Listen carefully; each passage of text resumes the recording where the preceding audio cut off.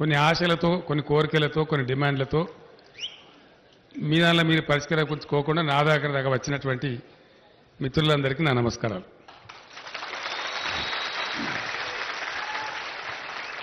గతంలో నాకు తెలిసిన సమస్యల కాడికి గతంలో మీరు చెప్పిన డిమాండ్లు ఇంచుమించు అన్నీ కూడా నెరవేర్చినారు. జేఎల్ఎంకి సంబంధించి ఒక కేసు ఏదో కోర్టులో ఉంది, ఇప్పుడే ప్రభాకర్ రావు గారు నాకు చెప్పినారు. దాని కేసు విత్డ్రా చేసుకుంటే మిగిలిన 600 మంది అండి, మిగిలిన వాళ్ళకు కూడా మనం రెగ్యులరైజ్ చేసుకొని బ్రహ్మాండంగా ముందుకెళ్ళిపోవచ్చు. ఆ పని చేయండి.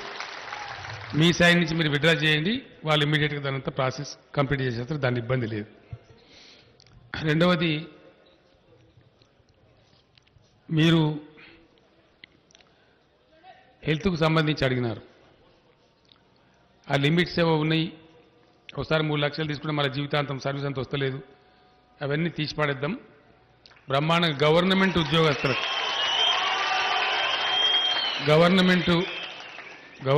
ఉద్యోగస్తులకు ఏ రకమైనటువంటి హెల్త్ వసతి స్కీమ్ ఉందో ఆ స్కీమ్ ఇచ్చేస్తారు, దాని ఇబ్బంది లేదు. దాన్ని మీరంతా మాట్లాడి అదేమంతా మాట్లాడి చేయించుకోండి. ప్రభాకర్ రావు గారికి, రఘుమారెడ్డి గారికి, గోపాలరావు గారికి నా మనవి, వాళ్ళ ఆరోగ్యం బాగుంటేనే కదా మనకు లైట్ వచ్చేది. కాబట్టి అది లిబరల్గా పోయి గవర్నమెంట్ ఉద్యోగస్తుల కంటే కూడా ఇంకా ₹2 ఎక్కువ ఖర్చు అయినా సరే కానీ మంచిగా ఉండేటట్టు, లాభం జరిగేటట్టు చేయండి.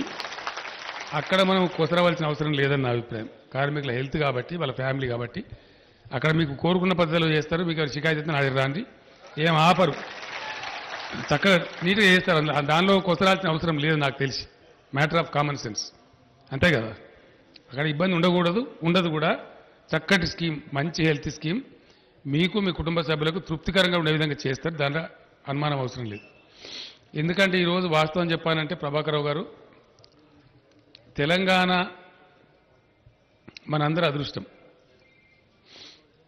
2014లో రాష్ట్రం ఏర్పడే సమయంలో ఎన్ని శాపాలు, ఎన్ని దీవెనలు, ఏ వీళ్ళతో అవుతుందా అని ఒకడు, వీళ్ళతో కాదని ఒకడు, మొత్తం చీకటి అవుతుందా అని ఒకడు, ఒక నమూనా కాదుగా అట్ట మాట్లాడింది.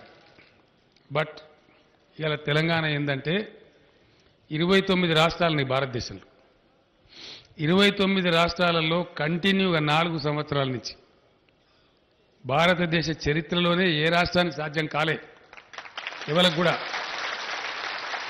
మన రాష్ట్రం యొక్క ప్రగతి సూచిక, డెవలప్మెంట్ ఇండెక్స్ 17.17% మన రాష్ట్రం యొక్క ఆర్థిక అభివృద్ధి గత 4 సంవత్సరాల నుంచి. ఈ సంవత్సరం, ఇప్పుడు జరుగుతున్న సంవత్సరంలో, ఆర్థిక సంవత్సరంలో 5 నెలలు అయిపోయింది. 5 నెలలు అయిపోతే మళ్ళీ ఈసారి తెప్పించి 5 నెలల లెక్కలు తీసి చూస్తే 17.83 ఉన్నది మనది 5వ సంవత్సరం. అంటే పుట్టుడుతోనే శాపాలు, దీవెనలు, ఎన్నో కథల మధ్య, బాలారిష్టాల మధ్య ఇండియాలో నంబర్ 1 గ్రోత్. మనకు దగ్గర కూడా ఎవరు లేడు. వేరే ఏదైనా స్టేటు వేద పేర్లు చెప్పి వాళ్ళు అంటే ఏమైనా పేపర్లు రాస్తే బాగుండదు, అందుకే అంటలేను. చాలా మా అంత సిపాయిలు లేరంటారు కొంతమంది. మహారాష్ట్ర, గుజరాత్కి చాలా పెద్ద పెద్ద వాళ్ళు, వాళ్ళు మన దరిదాపులో కూడా లేరు. కనీసం మన దగ్గర కూడా ఎవరు లేరు. అంత దూరంలో 17 పాయింట్ ప్లస్లో మన ప్రగతి, మన గ్రోత్ ఉంది. దానికి ప్రధానమైనటువంటి కారణం మీరే విద్యుత్ కార్మికులు అని చెప్పి నేను మనవి చేస్తాను. ఇందులో ఎవ్వరికి అనుమానం అవసరం లేదు. తెలంగాణ పోతే కరెంటే ఉండదు అంటే వాడు నొత్తడా మన దగ్గరికి? దండం పెట్టిన రాడు, కాలు పట్టుకున్న రాడు. ఎందుకంటే పరిశ్రమ పెట్టాలన్నా, ఒక సినిమా తీయాలన్నా, ఒక స్టూడియో నడపాలన్నా, ఏం చేయాలన్నా పవర్ లేని జీవితాన్ని ఈరోజు మనం ఊహించలేం. పవర్ లేని లైఫే ఊహించలేం. కాబట్టి రాష్ట్రం ఏర్పడే తరుణంలో ఎన్ని బాధలు, ఎన్ని కథలు, కాలిపోయే మోటార్లు, పేలిపోయే ట్రాన్స్ఫార్మర్లు, కరిగిపోయే కండక్టర్, అది యాద్ చేసుకుంటే చెప్పుకుంటే ఇప్పుడు రామాయణం అంత కథ, అంతే కదా. మనం పడ్డ బాధలు అన్నిటినీ ఒక దెబ్బలో 6 నెలల్లో మాయం చేసి ఈరోజు రైతాంగానికి కూడా 24 గంటల కరెంట్ ఇచ్చే ఒకటే ఒక రాష్ట్రం ఇండియాలో తెలంగాణ. ఏ సిపాయి కూతురు రాష్ట్రం కూడా ఇయ్యది. ఓన్లీ స్టేట్ 24 గంటలు రైతులకు కూడా అందరికి ఇస్తున్నాం. అందరితో పాటు రైతులకు కూడా ఇచ్చే రాష్ట్రం ఒకటే ఒక్క రాష్ట్రం, అది తెలంగాణ రాష్ట్రం. ఇక చీకటి అవుతుంది అన్నాడు, చీకట్లో గచ్చిపోయింది తప్ప మనం పోలే. అంతే కదా. ఇక మనం మందిని మనకి ఇప్పుడు అనే అవసరం, మన నోరు ఖరాబ్ చేసుకుని అక్కడికి లేదు. మనకు మన పని మీద మనం ఉందాం. కాబట్టి అది దానికి ప్రధాన కారకులు మీ నాయకులు ప్రభాకర్ రావు గారు, రఘుమారెడ్డి గారు, వారి వెంట ఉన్నటువంటి డైరెక్టర్లు, అంటే ఇక్కడ మేనేజీరియల్ కెపాసిటీలో పనిచేసేటువంటి కార్యకర్తలు, వాళ్లకు హనుమంతునిలాగా పనిచేసేటువంటి మీరు కార్మికులు, అందరు కలిస్తేనే ఈ యొక్క ఫలితం మనం రాబట్టగలిగినాం. సరే, నేను కూడా మీ వెంబడున్న గరీబోని, ఆయన నన్ను పక్కకు చేశారు సుమా. మన అందరం కలిస్తేనే ఆ పని జరిగింది. కింద మీద వాడి మొత్తానికి ఒక దరికి వచ్చినాం. ఇవాళ 1,00,000 కోట్లు ఖర్చు పెట్టి బ్రహ్మాండంగా ఇరిగేషన్ పథకాలు కడుతున్నాం.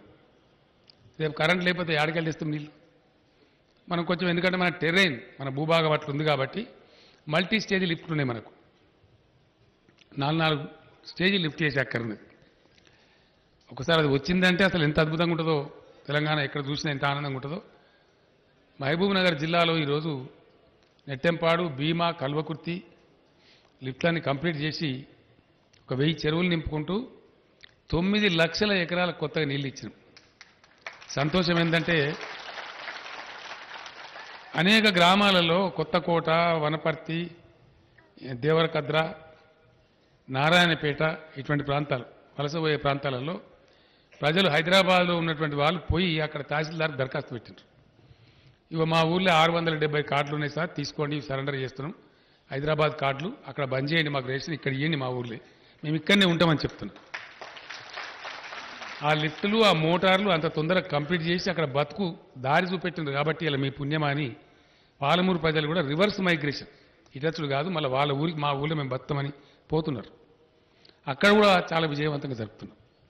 ఆల్రెడీ వస్తున్న లిఫ్ట్లకు కానీ రాబోయే లిఫ్ట్లకు కానీ పెద్ద భరోసా ఏంటంటే మా కార్మిక శాఖ, మా విద్యుత్ శాఖ మా ఎంబడి మేము ఎంతైనా నీళ్ళు ఇవ్వగలుగుతామని ధైర్యంతో ముందుకు పోతున్నాం.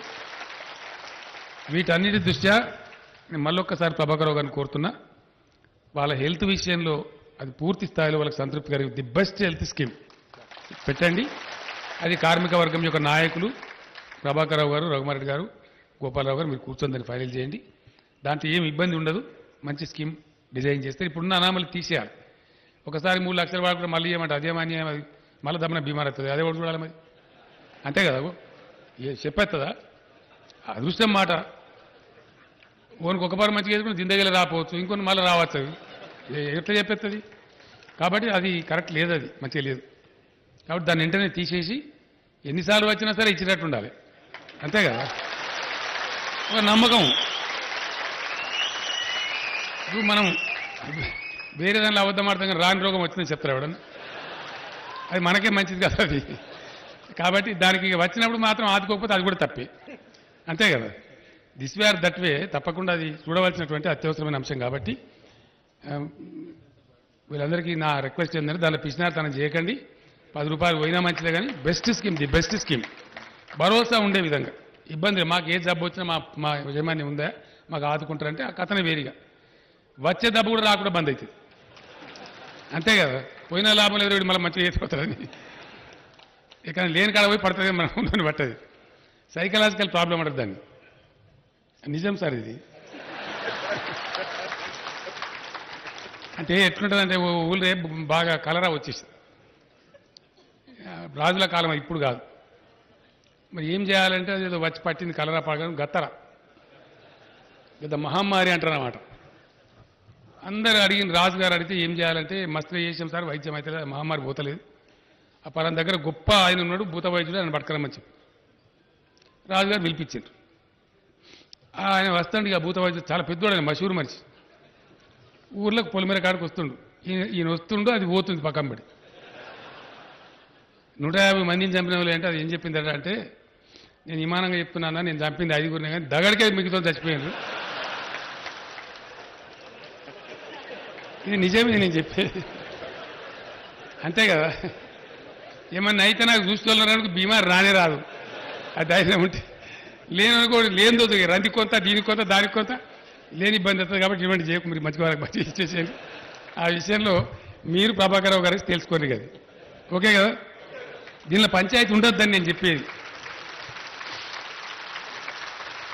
పంచాయతీ ఉండవలసినటువంటి అంశం కాదు అది. అట్లా వేరే విషయాలు వేరు కానీ ఇది కాదు, అది అయిపోతుంది.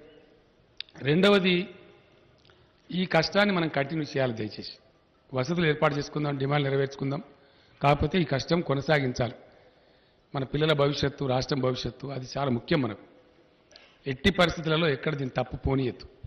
ఇంకా మెరుగు కావాలి, ఇంకా ముందుకు పోవాలి. నేను లోపల మాట్లాడినప్పుడు అదే చెప్పినాను.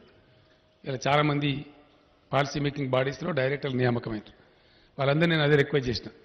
ఇంకింత మెరుగు కావాలి. భారతదేశంలో ఏ మూలన మనకి ఇబ్బంది వస్తే ఏ మూలకైనా అమ్ముకునే పరిస్థితి ఉండాలి, ఏ మూల నుంచైనా కొనుక్కునే పరిస్థితి ఉండాలి. నేను చాలా గర్వపడుతున్నా. పోయిన సంవత్సరం జూరాలలో హైడల్ ప్రాజెక్ట్ కంప్లీట్ చేసి హైడల్ డైరెక్టర్ గారికి నా అభినందనలు. మనం తెలంగాణ చీకటి అయిద్దని మనకు శాపాలు పెట్టిన బాబతులం ఓ 250 కోట్ల రూపాయల కరెంటు అమ్ముకున్నాం మనం ఇతరులకు. ఛాన్స్ దొరికితే, అవకాశం దొరికితే 250 కోట్లు సంపాదించినాం. లాస్ కాలే మనం. అంటే ఎంత క్రెడిబుల్గా, ఎంత పకడ్బందీగా పనిచేస్తే సాధ్యమవుతుంది. సో ఈ 2 నెలల్లో కూడా 100 కోట్లు కరెంటు అమ్ముకున్నామని ప్రభాకరరావు గారు చెప్తున్నారు. సంతోషం. కాబట్టి మీరు సంపాదించడం స్టార్ట్ అయింది కాబట్టి ఖర్చు కూడా పెట్టుండే. అసలు ఇబ్బంది పడక్కర్లేదు. పెద్ద రూపాయి సంపాదించాలి, అందరికి పంచాలి అన్నారు. అంతే కదా. ఇంకా గంట మీరు కావాలంటే అర్ధగంట కార్మికులు ఎక్కువ పనిచేయమని రిక్వెస్ట్ చేయండి, వాళ్ళు చేస్తారు. అట్నే సంపద కూడా పంచండి. ఆ విధంగా ముందుకు పోదాం. రెండవది, మీరు హెల్త్ విషయం చెప్పినారు, ఓకే, అది అయిపోతుంది. మీరు ఇంకో విషయం జీపీఎఫ్ పీపీఎఫ్ అనే ఒక గొడవ ఉంది. అది మొత్తం మనకు దాదాపుగా 50,000 మంది కార్మికులు ఉన్నారు. ఈ 50,000 కార్మికులలో ఒక 6,000 మందికి సంబంధించిన ఇష్యూ ఇది, మొత్తం మందికి సంబంధించింది కాదు. రెండవది, ఒక 20 సంవత్సరాల నుంచి సెంట్రల్ గవర్నమెంట్ యాక్ట్ కింద ఇంప్లిమెంట్ అవుతూ ఉంది. అట్నే ఇప్పుడు గవర్నమెంట్లో ఉన్న ఉద్యోగస్తులు కూడా మాకు ఆ కాంట్రిబ్యూటరీ పెన్షన్ రద్దు చేయాలని వాళ్ళు కూడా కోరుతున్నారు. దానిలో న్యాయపరమైనటువంటి చిక్కులు, ఎందుకంటే 20 ఏళ్ళ నుంచి జరిగి డబ్బులు జమ అయ్యి ట్రస్ట్ ఏర్పడి అదంతా వ్యవస్థ ఉంది. గవర్నమెంట్ ఉద్యోగస్తులకు సంబంధించిన దానిలో కూడా ఎగ్జామిన్ చేస్తున్నాం. నేను ప్రభాకరరావు గారిని కోరుతున్నా, మొత్తం దేశంలో దీనికి సంబంధించినటువంటి వ్యవహారం ఎట్లా ఉంది, మన దగ్గర ఎట్లా ఉంది, దాన్ని సానుభూతితోని పరిశీలించి వాళ్ళ సమస్య కూడా గట్టెక్కించే ఉపాయం ఆలోచన చేయండి. ఏ విధంగా చేయగలుగుతారో మీరు యాజమాన్యం కలిసి చేయాలి. ఆ విషయంలో మరి పస్కన చేసి పోయి కోర్టు స్టే ఇచ్చి అవన్నీ ఇబ్బందులు వచ్చే బదులు దాన్ని ఏ పద్ధతిలో పోతే దాన్ని అధిగమించగలుగుతామో మీరు సింపథెటికల్గా దాన్ని కన్సిడర్ చేసే ప్రయత్నం చేయమని చెప్పి సెక్రటరీ గారిని నేను ప్రభాకరరావు గారిని కోరుతున్నా. ఆ విషయాన్ని కొద్దిగా టైం తీసుకున్నా సరే దాన్ని కూడా ముగించే ప్రయత్నం సీరియస్గా చేసుకుందాం. చాలాసేపే నాకు మాట్లాడాలని ఉంది, కానీ సద్యాన్ని మీకు అర్థమవుతుంది. అట్లా ఉంది కథ. అయితే మీరు చేసిన పని నేను వాస్తవంగా చెప్తా ఉన్నా. తెలంగాణ ఏర్పడ్డ తర్వాత, ఇది నా మనసు నుండి నా హృదయం నుండి చెప్తా ఉన్నాను, తెలంగాణ చేసిన రాష్ట్రం అయిపోయిన తర్వాత ఒక రాష్ట్రంగా వీళ్ళు ఎట్లుంటారు చూతాం, ఎట్ట బతుకుతారు చూతాం అని క్రిటికల్గా దేశమంతా మన దగ్గర చూసే టైంలో మొట్టమొదటి విజయాన్ని, ఘన విజయాన్ని సాధించి పెట్టింది మన ఎలక్ట్రిసిటీ డిపార్ట్మెంటే. అందులో ఏం అనుమానం లేదు. ఎవడో అవునన్నా కాదన్నా రేపు ఎవడన్నా తెలంగాణ చరిత్ర రాస్తే నూతన రాష్ట్రంగా తెలంగాణ సాధించిన తొలి విజయం ఏంది అంటే విద్యుత్ డిపార్ట్మెంట్లో, విద్యుత్ శాఖలో సాధించిన చెప్తారు. అందువల్ల మీకు డెఫినెట్గా మంచి శాలరీస్ రావాలి, 10 రూపాయలు సంపాదించాలి. మీ దాన్ని ఇంకో మంచితనం కూడా ఉంది. మీది కొంచెం ఇన్కమ్ ఉంది, ఖర్చు తక్కువనే ఉంది. ఏది ఉద్యోగస్తుల మీద, ఇతర ఖర్చులు బాగున్నాయి, ఉద్యోగస్తుల మీద ఇతర శాఖలలో ఉన్నంత ఖర్చు లేదు, తక్కువ ఉంది. అంటే క్రమశిక్షణతోనే ఉంది. నన్ను వాళ్ళ విలువలు కలిసినప్పుడు అన్నారు, ఏం సార్ కరెంట్ వాళ్ళకి ఇచ్చినంత జీతం మాకు ఇయ్యరాదని. కరెంట్ వాళ్ళు బాగా సంపాదించిన మరి మీరు సంపాదించలేరు అబ్బాయి సార్. ఆడ డబ్బులు ఉన్నాయి బాబు, ఉన్నాయి కాబట్టి వాళ్ళకి ఇస్తారు, అంతే కదా. మీరు వాళ్ళతో పోల్చుకోవద్దని చెప్పిన నేను. రిస్క్ లైఫ్ కూడా ఉంది మరి దానిలో 24 గంటలు ఉన్నది. ఎందుకంటే ఇప్పుడు మీకు వారు మరి జీవితంలో వాళ్ళకు గంటలు లేవు, డ్యూటీ లేదు. జెన్కోల ఆడ ప్రొడక్షన్ కాడ పనిచేసే వాళ్ళు కానీ ఇంకోళ్ళు కానీ ఎటువంటి టైంలో పనిచేస్తుంటారు. నిద్ర కొట్టకుండా ఐడల్ పవర్ స్టేషన్లో కూర్చున్న వాళ్ళు కానీ జెన్కోలకు చాలా హార్డ్ వర్క్ ఉంటుంది బాబు, రిస్క్ కూడా ఉంటుంది, చాలా ఇబ్బందులు ఉంటాయి. అందువల్ల మీకు వాళ్ళకి కంపారిజన్ లేదని కూడా నేను చెప్పాను. వాళ్ళు కూడా ఉంటాయి డ్యూటీ గంటలు, కానీ మరి అవసరమైతే 24 గంటలు కూడా చేసే పనిలో ఉండాల్సి వస్తుంది. కొన్నిసార్లు టవర్లు కూలిపోతాయి, తుఫాన్లు వస్తాయి, రకరకాల పద్ధతులలో రాత్రి అనకుండా పగలనకుండా పనిచేసి నిలబెడతారు వాళ్ళు. అందువల్ల వాళ్ళతో పోల్చుకోవద్దని కూడా చెప్పినాం. మీరు మొన్న డిమాండ్ మీ పిఆర్సీ విషయంలో వీళ్ళు 22, 24, 25 ఇస్తామని వీళ్ళు మీరు ఈవెన్ మీరు అంతే కదా, అన్ని యూనియన్లు రకరకాలుగా అడిగింది. వివాదంగా నేను చెప్పిందని మీకు పెద్ద ఇంట్రెస్ట్ లేదు. ఈయన అసలు చెప్పకూడక వేరేదో చెప్తుండే. ఆఖరికి నేను ప్రభాకరరావు గారిని పిలిచి అడిగిన, ఇక 27 దాకా పోదాం సార్ అంతకన్నా వద్ద అంటే, అది కలవదాయని నేను అన్నా. ఎందుకంటే పోయినసారి ఎంత ఇచ్చినారంటే 30% ఇచ్చినాం సార్ అన్నారు. అంతకన్నా ఏమైనా పెంచాలి కానీ మరి తక్కువ అయితే బాగుంటుంది అని నాకు అర్థం కాదు. ఎంతో కొంత పెరగాలి కదా, కాకపోతే కానీ లేకపోతే ఇక అది పోయినసారి మీద ఏదైనా ఒక రవ్వనన్నా పెంచాలి, కానీ నువ్వు అంతకు లోపలి ఇస్తా అంటే నారాజు అయిపోయి ముచ్చట పనికిరాదని చెప్పినాము. ఇక మా ప్రకాష్ వచ్చేమో అన్న ఏదైనా 32 అనుకుంటున్నామని అన్నాడు. అట్లయితే సంతోషం ఉంటుందని చెప్పింది. నేను మంచి మనసుతోని ఈ రాష్ట్రానికి తొలి విజయాన్ని సాధించినటువంటి నా అన్నదమ్ములు, నా అక్క చెల్లెలు కాబట్టి మీరు మొట్టమొదటి బాగా బలోపేతంగా చేసింది కాబట్టి నేను ప్రభాకరరావు గారిని కోరుతున్నా, రఘుమారెడ్డి గారిని కోరుతున్నా, గోపాలరావు గారిని కోరుతున్నా. మీకు నా మీద కొద్దిగా కోపం వస్తుంది, కానీ అయినప్పటికీ కూడా ఈ సంవత్సరం మన పిఆర్సీ ఏదైతే ఉందో 35% డెఫినెట్గా మన పిల్లలు బాగా ఉంటుంది.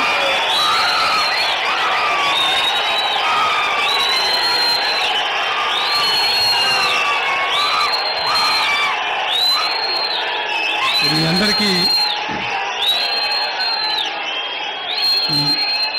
ఈ రాష్ట్రం యొక్క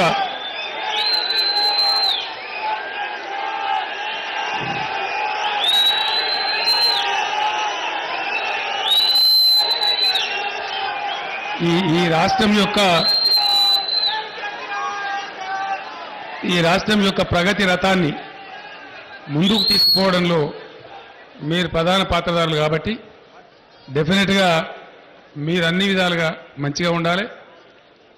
మీ ఆ సమస్య కూడా పీపీఎఫ్ జీపీఎఫ్ సమస్య కూడా వీలైనంత తొందరగా పరిష్కారం అయ్యేటట్టు దాని సానుభూతితోని పరిశీలిస్తారు. ఉత్సాహంగా పనిచేయండి, రాష్ట్రాన్ని ఇంకా ముందుకు తీసుకొని పోతాం, ఇంకా మంచిగా మనకు రావాలి, ఆ రకంగా చేయండి. ఇంకా ప్రభాకరరావు గారు నేను కోరేది, ఇంకా ఏమైనా కొన్ని చోట్ల కొన్ని మేము వింటా ఉన్నాం. మొన్న రకరకాల ప్లేసెస్లో కొత్తగా పెట్టినటువంటి సబ్స్టేషన్లు ఉన్నాయి, కూసాయా బాబు కూసాయి, వాటిల్లో మనుషులు రాలే. ఇంకా కొత్తగా ఏర్పాటైన సబ్స్టేషన్లలో రెగ్యులర్ మనుషులు అపాయింట్ కాలే, అక్కడ వెంటనే చేయాలి. ఇక మళ్ళీ మనకి ఎక్కడ ఇబ్బంది కూడా రావద్దు, అవి కూడా స్టెప్స్ తీసుకోమని చెప్పి నేను కోరుతా ఉన్నా. ఎందుకంటే రాత్రి పగలు ఒకటే మనిషి 4 కూడా అంటే కూడా ఇబ్బంది అవుతుంది. వాటి చేయండి. వాళ్ళని ఎవరినైతే ఆ జేఎల్ఎం లీగల్ ప్రాబ్లం ఉందో మీరు మాట్లాడి వెంటనే సార్ట్అవుట్ చేసి ఆ మిగిలినటువంటి వాళ్ళకు కూడా రెగ్యులరైజ్ చేసేస్తే బ్రహ్మాండంగా అందరం కూడా ముందుకు పోతాం. ఆ విధంగా మళ్ళీ మీరు మంచిగా కుటుంబాలతోని మీరందరికీ కూడా ఏందా బాబాది ఇవాళ మీరు ఎవరు బిల్ కలెక్టర్ ఎట్టెందుకు చేస్తాడు అని ఒకటి కానీ బిల్ కలెక్టర్ ఎట్టెందుకు చేస్తున్నాడు చెప్పు, ఎట్టెందుకు చేస్తున్నావు? అట కాదా, మీరు బిల్ కలెక్టర్కి ఉద్యోగం రెగ్యులర్ ఉంది కదా. ఒక సెకండ్, ఏంటండి సమస్య? మీ పనిచేసేది బోర్డులనా ప్రైవేట్లనా? డిపార్ట్మెంట్ కాదు కదా, మీరు ప్రైవేట్ కదా. లేదే బాబు నాకేం తెలియదు, వాడు ఆ చంద్రబాబు నాయుడు పెట్టిన దుకాణం ఇది, అది కాదు అదే కదా. బిల్లు చేసేది ప్రైవేటులోకి ఇచ్చి అవుట్ సోర్స్ అని పెట్టి అదే దుకాణమా? సరే మీలోకి ఎంతమంది ఉన్నారు ఇట్లా? ఒకళ్ళు చెప్పని 1000 మంది ఉన్నారా? సరే నేను ఒక పని చేస్తా, మీరు ఒకసారి ప్రభాకరరావు గారిని కలవండి, మీ ఇద్దరు ఎండీలను కూడా కలవండి. What best can be done, ఏం చేయగలుగుతాం ఈ విషయంలో. ఎందుకంటే చంద్రబాబు నాయుడు పెట్టిన దుకాణం ఒక మీ దగ్గర నా ముచ్చటి ఈ లొల్లితో కొంత ఆగము. నేనేమంటున్నా అంటే నిజమైన ఇది పెద్ద బాధాకరం దుఃఖకరం ఇది. నేను ఇప్పటికి కొన్ని వేల మందిని చదివినా వాళ్ళు పెట్టిపోయిన పంచాయతీ. ఎందుకంటే ఇవన్నీ పనికే. ఇప్పుడు వాడు ఎవడో ప్రైవేట్ వాడికి నిన్ను పెట్టి ఇచ్చేది వీడు తక్కువ, వాడింత కట్ చేశాను నీకేమవుతుంది? నాకు తెలుసా కథ. అందువల్ల నేనేమంటున్నా అంటే ఈ కొన్ని చాలా వరకు చేసినాం, ఇవి కొన్ని తీసినాం. కానీ ఒక మీ దగ్గర కూసాయా ఈ సమస్య ఒక మీ దగ్గరనే లేదు. మీలాంటి వాళ్ళు ఈ కాంట్రాక్ట్ మీద పనిచేసే వాళ్ళు అంతటా ఉన్నారు. ఈవెన్ ఈ సీఎం ఆఫీసులో కూడా ఉన్నారు. అవుట్ సోర్సింగ్ అని పెట్టిండ్రు. అవి కొన్ని దగ్గర తీసేపించినాం. ఇచ్చే మొత్తాన్ని వాళ్ళకే ఇవ్వమని చెప్పినాం. రకరకాలుగా చేసినాం. మీరు కూడా కొద్ది మందే ఉన్నారు. 48-50 వేల మందిలో మీరు పెద్ద మంది గారు. ఏం చేయగలుగుతామో ఆలోచించి మీ ఏజ్ ఏంది, మరి రోస్టరు క్యాస్ట్ అవన్నీ చూడాల్సి వస్తుంది. ఆ రూల్స్ని అధిగమించలేము ఎగ్దమ్గా. మిమ్మల్ని ఏమైనా చేయాలంటే కూడా కానూన్లు అడ్డం వస్తాయి, కోర్టులు ఉంటాయి, ఇవన్నీ ఉంటాయి. సానుభూతితో వాళ్ళు పరిశీలిస్తే మీరు కలిసి మాట్లాడండి. మీరు ఎవరి దగ్గర ఉన్నారు, ఎట్లా ఉన్నారు, మీ స్టాండింగ్ ఎంత ఉంది. శ్రమ దోపిడీ చేయడం మంచిది కాదు. కష్టం చేసిన వాళ్ళకి ఇంత అన్నం కడుపు నిండాలి. ఏ పద్ధతి అనేది మనం ఆలోచన చేద్దాం. దానికి ఏదైనా మార్గం ఉందేమో తీసి ఆ కమిషన్ బంద్ చేసి మీకే చేయడమా, మరి ఏం చేయడము? నీకంటే ఎక్కువ ఎరక నాకు. నేనేమంటున్నా, నేను చెప్పేది ఇంటే అర్థమవుతుంది. కన్ఫ్యూజ్ కాకు. నువ్వు నాకు చెప్పినావు కదా ఏదన్నా తొవ్వదీతాం, దేవుడు ఉన్నాడు, ఎందుకు తొందరపడతావు? ఏదన్నా ఒక మార్గం దానికి విచారం చేద్దాం. ఇది ఒకటే దగ్గర లేదు, మీ ఒక దగ్గర అన్ని డిపార్ట్మెంట్లలో కూడా ఉంది. కొన్ని చేయగలని చేసినాం, కొన్ని ఏంటంటే దీనికి కులం మతం లేదు, వాళ్ళ ఇష్టంలో పెట్టుకున్నాడు. మరి రోస్టర్ గవర్నమెంట్ అనగానే ఒకసారి రోస్టర్ ఖచ్చితంగా ఫాలో కావాలి. అవన్నీ ఇబ్బందులు ఉంటాయి. వాటిని ఎట్లా చేసి ఎట్లా ఓవర్కమ్ కావచ్చు, ఏం చేయొచ్చు, మీకు కూడా కొంచెం ఇక్కడ అన్నం పెట్టేట్టు ఏం చేయొచ్చు నేను ఆలోచించమని చెప్తా ప్రభాకర్ రావు గారికి. ఇంతమందిలో మీరు ఒక్కరు ఎందుకు బాధపడాలి నాకు అర్థం కాదు. అది కూడా మీరు కూడా ఏదైనా పరిష్కారం చేద్దాం. మీరందరూ కూడా మీ కుటుంబాలతోని మీ బిడ్డలతో సంతోషంగా ఉండాలని, రాష్ట్రానికి ఇంకా మంచి పేరు తేవాలని కోరుకుంటూ నేను సెలవు తీసుకుంటా. జై Telangana. Hi, this is Lavanya. మన టీఎఫ్సీసీ లైవ్ ఛానల్ కి సబ్స్క్రైబ్ చేసుకోండి. అలాగే ఇందులో అప్లోడ్ చేసే ప్రతి వీడియోను లైక్, షేర్ ఇంకా కామెంట్ చేస్తూ ఉండండి. అండ్ మోస్ట్ ఇంపార్టెంట్లీ ఇక్కడ కనిపించే ఈ బెల్ ఐకాన్ ని మీరు ఇలా టచ్ చేస్తే ఇందులో అప్లోడ్ చేసే ప్రతి వీడియో నోటిఫికేషన్స్ మీకు వచ్చేస్తాయి. So don't forget to subscribe and keep supporting. Hi, అందరికీ నమస్కారం. నేను Geetha Madhuri. Like, share and subscribe to TFCC live. Hi, TFCC live ఛానల్ని లైక్ చేయండి, షేర్ చేయండి, సబ్స్క్రైబ్ చేయండి. మీ మధుప్రియ. హాయ్ ఎవ్రీబడి, యూట్యూబ్లో సబ్స్క్రైబ్ చేయండి, వ్యూ చేయండి, ఫాలో చేయండి for all news about Telugu films. TFCC live, don't forget, subscribe and like. Hi, this is Rashmi Thakur. Please like, comment, share and subscribe TFCC Live. Hi, this is Malvika Sharma. Please subscribe to TFCC Live, share, comment and subscribe.